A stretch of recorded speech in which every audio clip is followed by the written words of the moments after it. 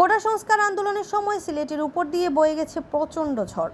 বিশেষ করে হাসিনা সরকারের আগে কয়েকদিনের ছাত্র আন্দোলনে সিলেট ছিল উত্তাল ও উত্তপ্ত। পুলিশ ও ছাত্রলীগের সঙ্গে ছাত্র জনতার সংঘর্ষকালে আন্দোলনকারী সড়কে ডিভাইডারে থাকা স্টিলের রেলিং ভেঙে হাতে নিয়ে ধাওয়া করেন। এছাড়া সিলেট মহানগরের বিভিন্ন সড়কে ডিভাইডারে লাগানো গাছ ভেঙে উপড়ে ফেলা হয়।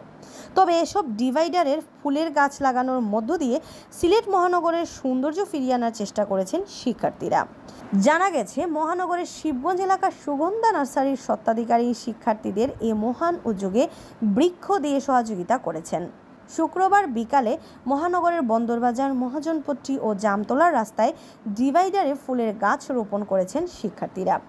গাছের মধ্যে ছিল রঙ্গন, অলকানন্দা, গন্ধরাজ, টগর, হাসনাহেনা ও রাধাচূড়া প্রভৃতি। বৃক্ষরোপণকালে শিক্ষার্থীদের সঙ্গে সিলেট সিটি কর্পোরেশনের তত্ত্বাবধায়ক ইঞ্জিনিয়ার মোহাম্মদ আলী আকবর, সুগন্ধা নার্সারির স্বত্বাধিকারী দেলোয়ার হোসেন ও পরিচালক মনোয়ারা বেগম এবং সাংবাদিক সহ বিশিষ্ট নাগরিকরা।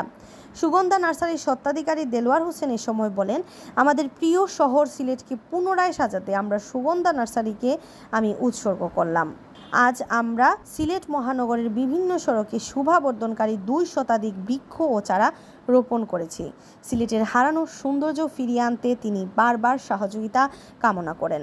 আন্নামা চৌধুরী, সিলেট ভিউ, সিলেট।